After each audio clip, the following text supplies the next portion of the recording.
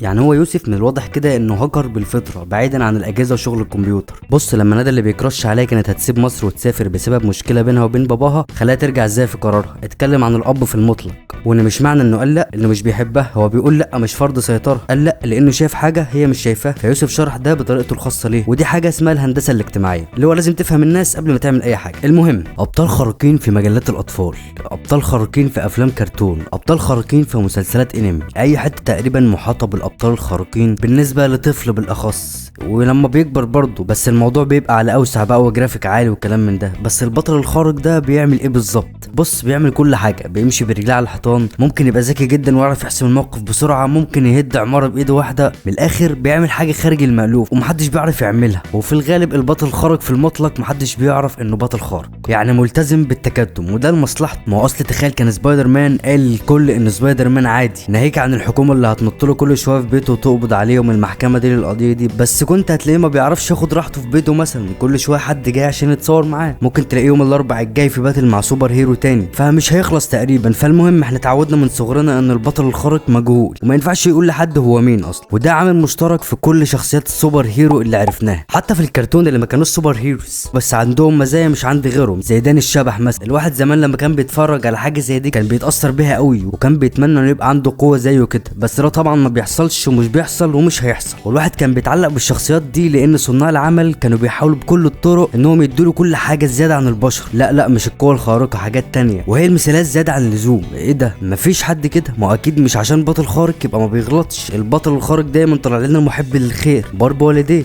محبوب، لازم على الاقل يكون عنده صفه سيئه واحده بس. المهم دي مش المشكله اصلا، المشكله الحقيقيه ان الافلام اللي من النوعيه دي بتفصل المشاهد عن الواقع، بما انها حاجه مالهاش علاقه بالواقع اصلا، وبتخليه يتعلق بيها لما يعيش القصه ويتخيل الاوفر ثينكينج ويفتكر انه هيبقى هو في يوم من الايام. فكنا محتاجين سوق جديد من السوبر هيروز يكون بقوه خارقه بس مش خيال علمي قوي، يعني يمكن تتحقق عادي. لغايه لما المنتجين وصناع الافلام لقوا انه في حاجه جديده اسمها تكنولوجيا بدات تدخل علينا، وزاد عليها الناس المخترقين، جماعه كده اسمهم بيشرح نفسه. طب ما نعمل حاجه شبه كده ونضيف لمستنا الابداعيه، اللي منها هيكون الخيال العلمي بس في سياق المنطق شويه. ده سوق اتخلق جديد مع انتشار الكمبيوتر والنت والكلام ده، ومصر في الالفيه الجديده اهتمت بالموضوع ده الصراحه. يعني سنه 2004 شفنا حته كده من الكلام ده، بس كان غير احترافي بالمره، بس قشطه يعني سوق جديد اتفتح حول السوبر هيرو. لغايه لما السينما العالميه بدات تكبر وتهتم بالمجال ده وتنزل افلام كتير ومسلسلات بتتكلم على موضوع الهاكينج وبتنجم البطل وبتظهره كبطل خارق زي سبايدر مان. مرورا بالهرم الرابع سنه 2016، احمد حاتم اللي اول تجربه ليه كده كانت بطوله لفيلم كله شباب غير معروف، ومفيش فيه نجوم نوعا ما، بس الفيلم حط من التوقعات ونجح عادي، مرزق برضه احمد حاتم. المهم الناس اتفاجئت بالهرم الرابع، كانت فكره جديده انك تشوف سوبر هيرو مصري اصلا وبجد قصه حقيقيه، يعني انك تسمع عن بطل خارق فعلا حقيقي، دي حاجه اوف ايه ده. فالناس اتعلقت بالشخصيه دي قوي خلاص. الناس بره في الشارع خدت الشعار بتاعه كمرجع للقوه والنصر وانتشار الخير، فبقيت تشوف الشعار في كل حته في شارع على تايم لاين، وكأن القصه حصلت بجد زي الفيلم، زي ما يكون كان مذاع مباشره كل اللي بيحصل ده. ليه بقى الناس اتعلقت بيوسف او الهرم الرابع؟ مبدئيا عشان حقيقي، منطقي، في سياق المنطق والعقل، هتصدق والناس ما صدقت بقى. الفيلم متواضع نوعا ما من ناحيه الانتاج، يعني مش اللي هو صرف كتير وميزانيه ضخمه والكلام ده، مع ان ده كان المفروض يحصل، بس اللي حصل العكس، وكان في مصلحه الفيلم انه يظهر القصه بجد ويبرزها، مفيش اهتمام بحاجه تانية. وبيتر ميمي مش بس كان المخرج، ده كان المؤلف كمان، والصراحه هو اهتم بتفاصيل كتير في الفيلم، الا بس الحوارات الكوميديه اللي كانت موجوده دي ما كانش لها لازمه. بس قشطه الفيلم حلو مش وحش يعني، بس كان عندنا تطلعات للاحسن مش اكتر. المهم الفيلم فكرته لاول مره ما تكونش تقليديه خالص، وزي في اول بطوله لاحمد حاتم في اوقات فراغ كان صناع العمل بيخاطبوا الشباب، فبرضه الهرم الرابع كان بيخاطب الشباب اكتر من اوقات فراغ كمان، لان دول الجيل الجديد اللي هيفهم الحوار ده اكتر من اي جيل تاني. والاهتمام بالشباب دايما وخد تجارب جديده بتتنفذ صح مش كروته، دي حاجه دايما بتجيب. المهم احنا عايزين نتكلم على الفيلم شويه، ايه اللي هيجرى بقى؟ الفيلم في تركيبته زي اي فيلم بيتكلم على بطل خارق، هو شاب عادي خالص زي اي حد في فتره الدراسه في الحياه الجامعيه بالاخص، سالك والدنيا بتمشي عادي خالص ومفيش اكشن غير بعامل خارجي زي موت حد من قرايبه مثلا، والعامل ده اللي بيحركه وبيختار يمشي في طريق تاني كده. هو مش وحش بس هيسبب له مشاكل كتير. يوسف اللي كان اختار اسمه من اسم اول مستشفى اخترقها، وخد كمان من اللوجو بتاعها عشان عشان يسمي نفسه الهرم الرابع، وفي كل عمليه بيسيب البصمه بتاعته او البراند اللي عمله لنفسه كنوع من انواع اثبات الذات. ورد فعل الناس في الشارع بعد لما شافوا الفيلم انهم خدوا البصمه بتاعته على الجد، وكأن الموضوع حصل بجد، وهو فعلا حصل بجد مش مجرد خيال علمي. ودي الفكره اصلا، ان الناس تتكلم عنه اكتر وتعرف وتدور على القصه الحقيقيه اللي حصلت بجد من شاب جزائري فاجر قدر انه يضرب الخنازير ضربه جامده فشخ. والناس لما تلاقي القصه حقيقيه هيكون في ثقه موجوده من المشاهد لما يتعلق بالقصه ان لا الحاجه دي حصلت فعلا وممكن تحصل تاني. والكلام ده امتى؟ 2016، قبل ما مجال البرمجه والسيستم سيكوريتي يبقى موجود بالقوه اللي عليها دلوقتي. فالناس انتبهت وخدت بالها فعلا ان لا في سوق جديد اتفتح، يمكن الواحد يلاقي ليه مكان. واي حد في الايام دي كان بيدخل حاسبات ومعلومات او اي كليه لها علاقه بهندسه الكمبيوتر كان بيتقال عليه هاكر دايما على طول كده، وبيتربط اسمه باسم الهرم الرابع. غير كل ده وده، الناس برضو بتحب الخير ينتصر في الافلام عموما. يعني لما بيحصل ظلم للبطل، وده لازم تلاقيه في الفيلم،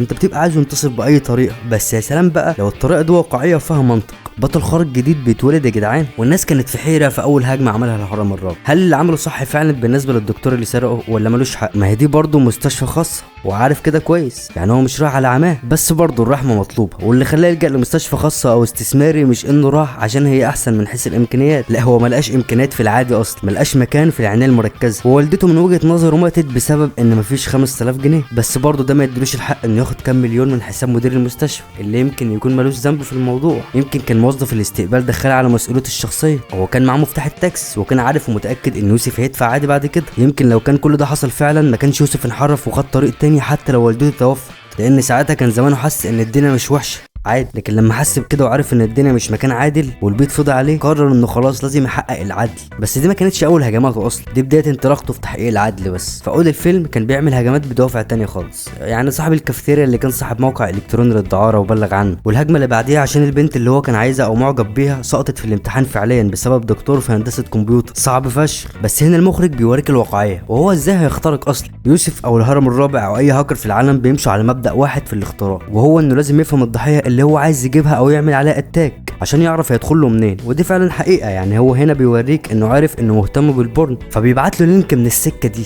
بس الجزء اللي ما تصدقش هنا هو ازاي دكتور في هندسه كمبيوتر دخل عليه موضوع اللينك ده اصلا للدرجه دي، شايل دراعه على كتفه اي لحمه وخلاص. فاخترقوا بطريقه نوعا ما واقعيه شويه، وبيدخل الجامعه وبيعمل اتاك على السيرفر وبيخترق وبينجح البنت اللي كان بيكرش عليها، وبيروح للدكتور بيهدله بالحاجات اللي مسكها عليه. ساعتها الناس اوف ايه ده، انبهرت بقى. وبيبدا يوسف يكمل سلسله هجماته وبيوظف وبيختار نفسه انه يحقق العدل، وبيعمل هجمه على مبنى الاذاعه والتلفزيون المصري علشان يوري للناس الحاجات الغلط اللي بتحصل. ودي حاجه صايعه فشخ، ولما اتعملت على ارض الواقع فعلا ده افتكر التاني فيلم الهرم الرابع واللي عمل، بل وشبهت وقارنت بالاثنين عادي. في ناس قالت لك اصلا ده احمد حاتم اللي عاملها. وبالمناسبه الناس بعد الفيلم فضلت فتره كده مقتنعه ان احمد حاتم هاكر بجد من كتر ما اتعلقوا بالكاركتر اللي عمله، صدقوا بجد. فيلم الهرم الرابع على الرغم من تواضع الانتاج فيه الا ان المخرج عوضا عن ده اهتم بالفكره اللي جوه الفيلم، يعني ما اهتمش بالغلاف الخارجي، اهتم بالسيناريو والحوار فعلا، ووظف احمد حاتم صح. غير كل ده كان فيه اهتمام بالتفاصيل بالنسبه للفيلم بين الكادر والتاني. يعني في مشهد في الفيلم اصلا اللي بيفهم في الاخراج والمونتاج والجرافيك والشغل ده هيعرف قد ايه ان تنفيذه صعب فشخ. مجرد الفكره في تنفيذه تجيب انهيار للمونتير اصلا، وهو الفريز سين تجميد المشهد بس بطريقه غير، اللي هو ازاي البطل هيمشي في مشهد معمول له فريز او تجميد حركه وهو بيمشي بين كل عنصر واقف كده ومش بيتحرك.